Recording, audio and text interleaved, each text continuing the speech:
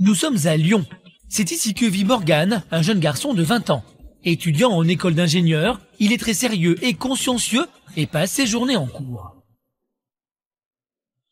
C'est la pause de midi, donc je vais aller rejoindre des amis qui sont dans la même école que moi. Et je me dépêche un petit peu parce qu'on n'a pas beaucoup de temps pour manger. C'est dans cette cafétéria que Morgan a ses petites habitudes. Il y déjeune très souvent avec ses amis étudiants. Salut tout le monde. Vous avez fait quoi ce matin? Mais aujourd'hui n'est pas un jour comme les autres. Morgan a décidé de leur révéler sa passion cachée. En fait, pendant mes heures perdues, pas pour tout le monde, je suis entraîneur d'une équipe de cheerleading sur Lyon.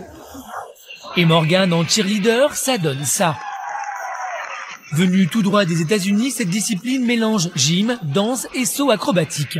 Un sport très féminin qui occupe toutes ses soirées et ses week-ends. Une 20aine d'heures par semaine. C'est pour ça que du coup, mes études d'ingénieur, elles passent un peu à côté. C'est un peu délicat de gérer les deux. Si Morgan n'avoue qu'aujourd'hui à ses copains étudiants qu'il est cheerleader, c'est qu'il sait que ce sport a la réputation d'être féminin.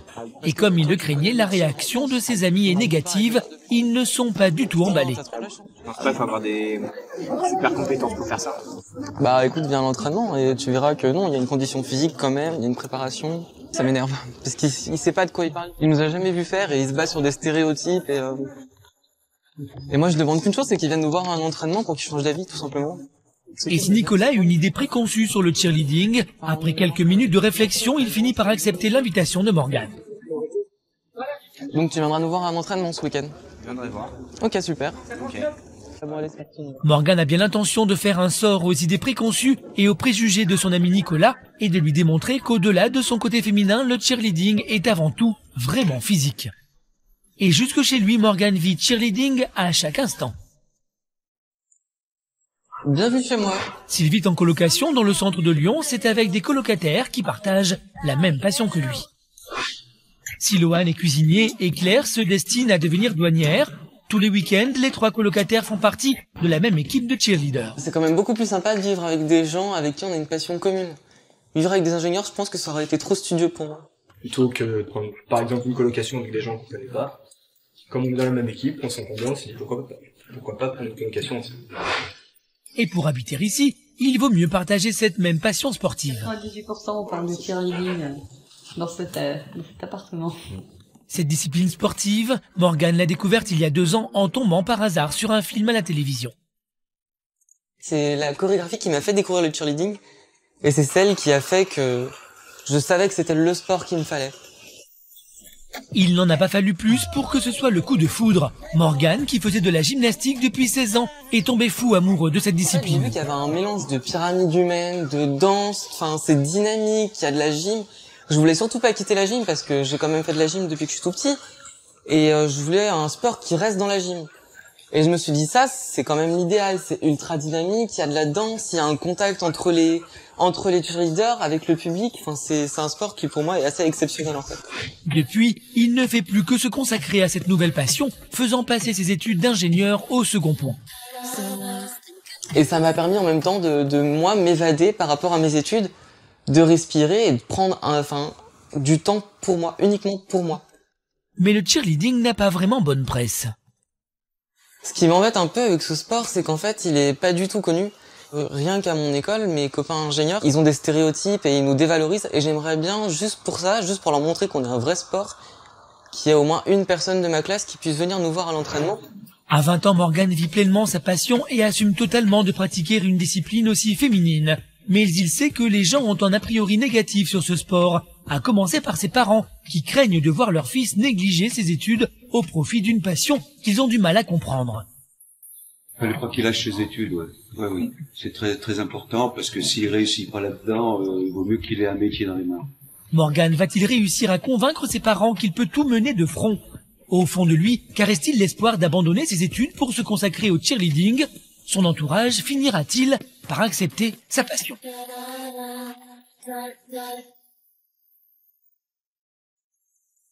Retour à Lyon. Nous retrouvons Morgan, notre futur ingénieur de 20 ans. Passionné de cheerleading, un mélange de gymnastique et de danse, Morgan y consacre tous ses week-ends. Il a même monté sa propre équipe il y a 1 an. On va rejoindre les Jaguars. En fait, on les a créés l'an dernier parce qu'il n'y avait pas d'équipe de cheerleading sur Lyon. En coach de l'équipe, Morgane a recruté une vingtaine de jeunes sportifs passionnés par cette discipline. On va avoir 23 jaguars, donc l'équipe complète. Ça va de 16 à 25 ans, donc c'est vraiment... c'est une fourchette d'âge qui est assez large. Salut, ça va? Et dans l'équipe, la parité n'est pas vraiment respectée. 17 filles pour seulement 6 garçons. Mais ici, filles ou garçons, cela ne fait aucune différence. Les cheerleaders sont une véritable famille. On a plus énormément d'intimité entre nous. En fait, ça nous gêne pas du tout de nous changer. Donc, on change ensemble et il n'y a pas d'esprit mal tourné. C'est bon enfant, quoi. On se change, c'est tout. La seule différence, c'est au niveau du look. Les filles se coiffent d'un nœud dans les cheveux, signe de reconnaissance des cheerleaders. Et quand l'équipe est prête, Morgane se transforme en coach. À 20 ans, c'est lui le chef. C'est parti, on y va? Allez, go!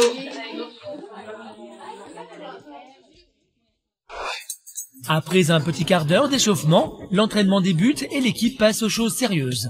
Ce sport, comparable à de la gym de haut niveau, requiert force, technique et souplesse. Ça, c'est l'éléphant. Ça permet de nous muscler et de nous mettre en condition pour tout à l'heure. Et forcément, quand on est un homme, la souplesse demande encore plus d'efforts. La souplesse, c'est plus dur pour un garçon, mais il faut qu'il la travaille 2 fois plus.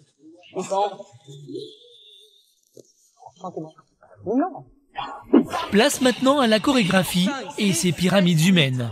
Si beaucoup se font des idées négatives sur le cheerleading, il suffit de les regarder pour laisser de côté l'image d'Épinal des majorettes. 5, 6, 7, 8, 1, 2. 7, 8, 1, 2. Si aux États-Unis, les cheerleaders sont plus que populaires, en France, ce sport a encore du mal à se faire une place de choix.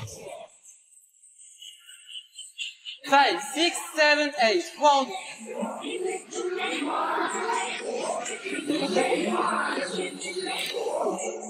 2 heures plus tard, l'entraînement se termine et toute l'équipe est épuisée. On va faire les courses pour ce soir? Alors après l'effort, le réconfort. Chaque samedi soir, après l'entraînement, c'est le même rituel pour toute l'équipe, dîner chez leur coach Morgane. Répartition des tâches. Manon, crème fraîche liquide. Sam, épaisse. Aline, on va chercher le fromage. Valentin, patate, s'il vous plaît, avec Ali. C'est parti? C'est toujours lui qui nous dit on va commencer par ci, on va finir par ça. Et les fois, rigolent, donc c'est marrant. On le prend bien, ça va. Pour Morgane, tous ces moments sont autant d'occasions de mettre de côté ses études d'ingénieur. Des études dont la pression est bien réelle. Je leur parle jamais de mes études. Même mes colocs, je leur parle jamais de ce que je fais à l'école la semaine, et puis ça les intéresse pas forcément. Et un équilibre qui est nécessaire. Sans le tir, je pense que j'aurais déjà arrêté mes études d'ingé en fait. J'aurais pas pu supporter la cadence. Le tir, c'est vraiment un échappatoire.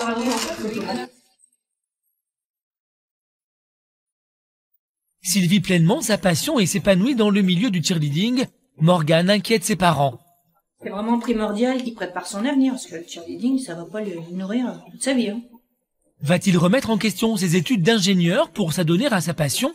Quelle attitude ses parents vont-ils adopter? Va-t-il réussir à convaincre son entourage que le cheerleading est un sport à part entière, comme les autres? C'est à Lyon que nous retrouvons Morgane. À 20 ans, cet étudiant en école d'ingénieur passe le plus clair de son temps à faire du cheerleading, un sport qui mélange gymnastique acrobatique et danse. S'il a eu un vrai coup de foudre pour cette discipline, son entourage reste plutôt dubitatif quant à ce sport à la réputation bien trop féminine. Nous sommes dimanche matin et une partie de son équipe de cheerleaders a dormi chez lui. La séance d'entraînement de la veille a laissé des traces et chacun compare ses bleus. Ça fait mal. Non, mais ça fait mal, je t'assure, ça fait mal. Montre la caméra, non, mais ils veulent voir. Ouais, non, mais là, on le voit pas. Regarde, moi, le mien, on le voit mieux quand même. Je me suis fait mal à ma main. Il est beau, ah oui, il est beau. J'en ai plein des bleus comme ça, moi. Moi, j'en ai un. Non, c'est des griffes. Non, il est là. Ces marques laissées sur leur corps sont bien la preuve que le cheerleading est très athlétique et physique. Et rien ne contrarie plus nos cheerleaders que certaines critiques qui reviennent systématiquement. C'est très énervant quand on nous compare à des pom-pom girls ou d'autres danseurs, parce que nous, on essaie de se battre pour que notre sport soit reconnu. Ce qui est incroyable, c'est que ça soit aussi peu connu en France et pourtant que ça soit le sport numéro 1 en Amérique, quoi. C'est pas si loin que ça, finalement. Pour Lohan, la meilleure façon de s'en rendre compte est de tester cette discipline. Donc ils viennent voir, essayer, puis ils se rendront compte que c'est vraiment un sport physique. Et voilà, avec les courbatures qui vont avec. Comme tous les dimanches midi, Morgane a rendez-vous chez ses parents pour un repas de famille. Salut. Ma maman, mon frère et mon papa. Et mes petits toutous. Bonjour les filles. Quand il leur a annoncé qu'il se lançait dans le cheerleading, les parents de Morgane n'ont pas vraiment apprécié. Pour eux, il s'agit avant tout d'un sport de filles, mais surtout, Morgane doit se concentrer sur ses études. Il y a les Top Gun qui vont gagner les majors. C'est la compétition pour se qualifier au championnat Jamfest, le truc qu'on va faire à Liverpool. Et chaque moment passé à s'entraîner sont des moments perdus pour les révisions. Ce qui m'a fait surtout peur, c'est qu'il est rentré là-dedans à fond, mais vraiment à fond. Et je voulais aussi qu'il termine ses études, enfin qu'il les commence surtout. Il fallait pas qu'il lâche ses études, ouais. Oui.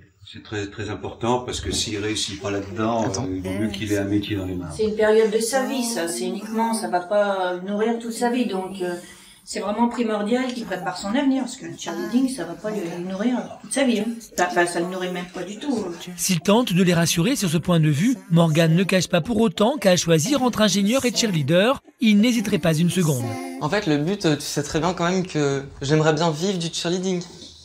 C'est quand même un but, mais tu sais très bien que je garde quand même mes études pour être ingénieur en parallèle. Enfin, je vais être ingénieur à temps plein au début, mais si je peux vivre de mon sport, je le ferai. Si ses parents n'ont pas eu d'autre choix que d'accepter la passion de Morgane, il n'en reste pas moins que ses amis, et notamment Nicolas, gardent leurs a priori négatifs. Que va-t-il penser quand il va voir Morgane à l'œuvre? Va-t-il être convaincu par son ami? Va-t-il changer d'opinion sur le cheerleading? Retour à Lyon, où nous retrouvons Morgane, notre étudiant ingénieur. À 20 ans, il consacre tout son temps libre au cheerleading, ce sport qui mélange gymnastique et danse venu tout droit des États-Unis. Aujourd'hui, c'est le grand jour, il a rendez-vous avec Nicolas, un ami qui considère son sport comme une discipline féminine et sans intérêt. Je trouve pas ça super intéressant comme sport. Fier de cette activité pas comme les autres, Morgane espère bien le faire changer d'avis aujourd'hui. Prêt à découvrir un nouveau sport? Ouais. Tu vas changer d'avis. On verra. Mais la tâche risque d'être difficile. Nicolas a une idée très arrêtée sur le cheerleading. Je trouve que c'est un sport de filles. C'est une sorte de gymnastique et mélangé à de la danse. Il a des idées préconçues et on n'aime pas trop ce qu'il dit sur notre sport. Quoi, donc, on va essayer de lui faire fermer le bec et lui montrer qu'on est meilleur que ce qu'il pense. Bon les Jags, aujourd'hui on a un spectateur un peu spécial qui aime pas le cheer. Donc il va falloir essayer de le convaincre qu'on est plus que des danseurs et surtout pas des pom-pom girls. C'est parti? Ouais, quel enthousiasme. Et pour impressionner son ami et lui montrer qu'il a tort, Morgane se lance juste après l'échauffement dans l'un des exercices les plus périlleux de ce sport, le porté. On va essayer de te montrer 2-3 portées, histoire que tu vois ce que c'est et on espère que tu vas apprécier. On verra. Et pourquoi pas venir essayer? Je pense pas. Plus tard, l'année prochaine? On verra. Allez, on verra. Je suis sûr que tu vas aimer. On va faire une montée avec un tour pendant la montée en fait, une montée en vrille. C'est bon, c'est assez compliqué. 5, 6, 7, 8, 1, 2, down, up. Il a mouru. Des sacrés chutes. Et dans ces cas-là, il vaut mieux pouvoir compter sur ses amis. Oui, là c'est de leur faute, ouais. Et ils le savent, donc c'est pour ça qu'ils font pas les malins. On recommence. Physiquement, ça a énormément de coups. Faut aimer tomber et remonter tout de suite. Ouais, mais la douleur, je crois que c'est un petit peu... C'est un petit peu. Mais bon, on s'adapte, on fait avec. Puis si on n'aimait pas se faire mal aussi, on ferait plus de cheer. Et malgré les chutes, les cheerleaders répètent inlassablement les mêmes figures acrobatiques sous le regard médusé de Nicolas. D'ailleurs, 1 heure plus tard, Nicolas a revu son jugement sur ce sport, qu'il trouvait bien trop féminin. C'est impressionnant. C'est quand ils sautent dans l'air et les tours qu'ils font. En fait, ouais, je pense que c'est un sport, quoi. Enfin, c'est pas que de la danse et que un peu des accros. Je pense que c'est vraiment un truc difficile. Bon alors, qu'est-ce que t'en as pensé, Nico? Ouais, ça va, c'est pas mal. T'as essayé? Non, pas essayé, mais franchement, j'ai un peu changé d'avis, ouais. Tu penses quoi maintenant? C'est plus que de la danse? Ouais, c'est plus quand même. Plus physique? Ouais, c'est intense. Ouais. Tu comprends pourquoi on s'entraîne autant? Ouais, je comprends. Tu comprends pourquoi j'arrive fatigué en cours? Ça, si, je comprends. Bon, c'est cool. Ça doit faire mal aussi les chutes, hein. Ouais, mais bon, ça fait partie du sport. On va aller fêter ça? Allez, On va? sur le central. Ouais, si tu veux. C'est parti. Finalement, en lui faisant une véritable démonstration, Morgan a réussi à faire en sorte que Nicolas se débarrasse de tous ses préjugés. S'il exerce un sport dont il est fier, il sait qu'il doit se battre pour faire changer les regards. Morgan espère que bientôt le cheerleading ne sera plus regardé comme un sport de filles, assimilé à l'activité de pom-pom girl, mais comme une véritable discipline physique et sportive. Reste à savoir si Morgan sera meilleur ingénieur que cheerleader.